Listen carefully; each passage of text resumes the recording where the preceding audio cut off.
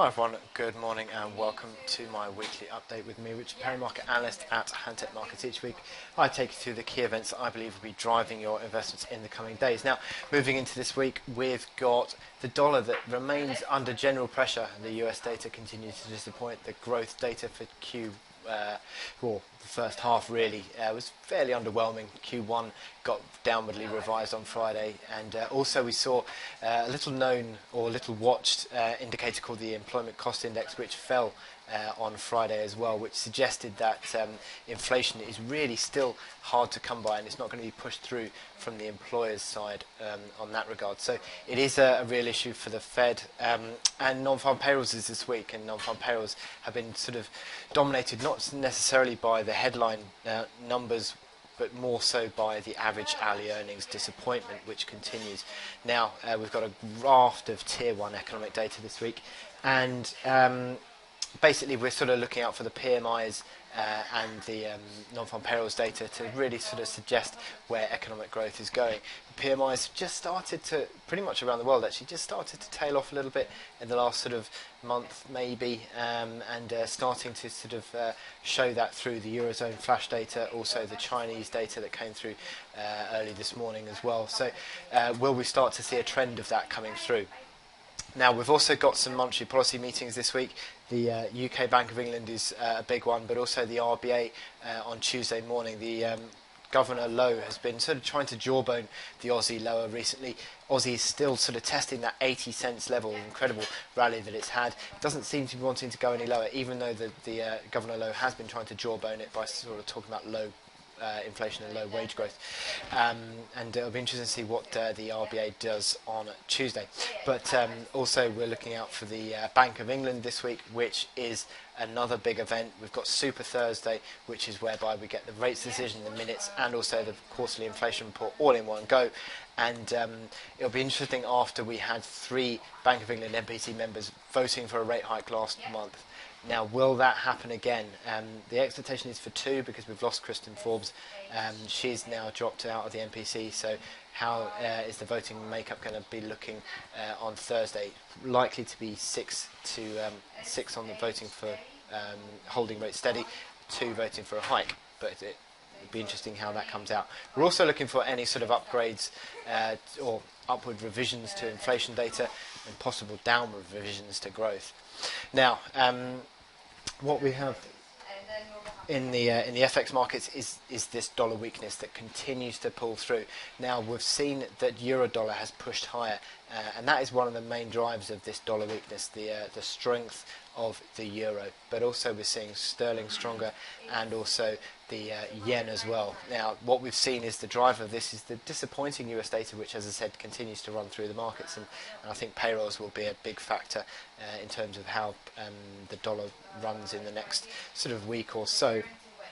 And that's on Friday, but in front of that, as I said, we've got the PMIs to contend with as well. But in terms of your euro-dollar chart, it's interesting. I've got the chart here of the Bund spread underneath the dollar, which, if you look at it that way, has a very strong positive correlation with euro-dollar. And generally speaking, both are trending in the right way. You had a little bit of a divergence recently, but generally speaking, the likelihood is that the Bund is going to continue to tighten the spread with the treasury yields, and that will help to drive euro dollar higher.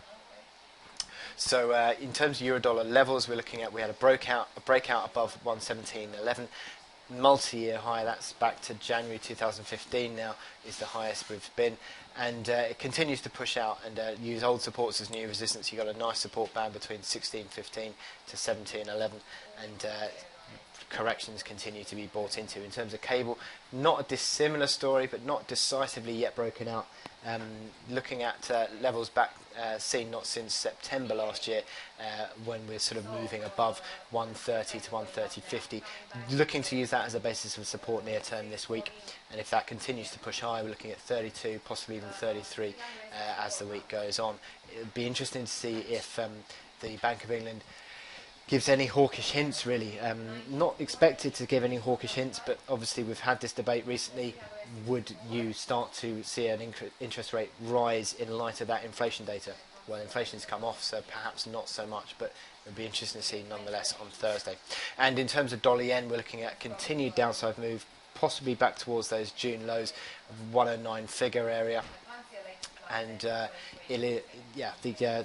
sort of yen continues to sort of hold sway over the dollar in terms of that market. And as I said, as the Aussie looks at 180, looks at 80 cents in front of the RBA.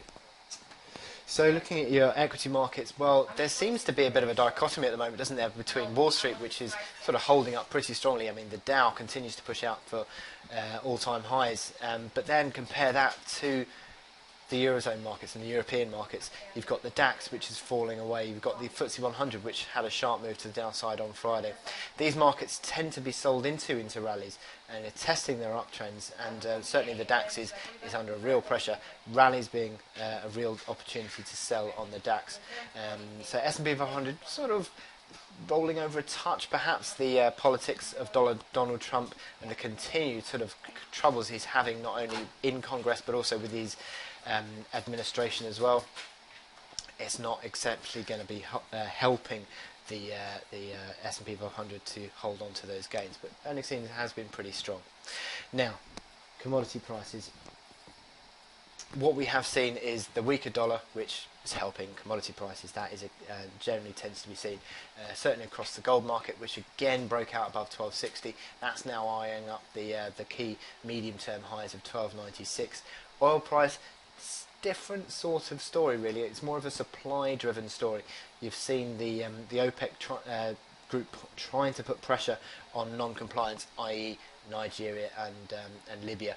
Nigeria continues to run up oil's production as it sort of recovers from that forced sort of subdued levels of production previously, and it'll be interesting to see if Nigeria does actually move to comply with the production cuts. Apparently 1.8 million barrels is the expected level that it does that. Now, in terms of the levels that we're looking at, the rally on the oil price continues.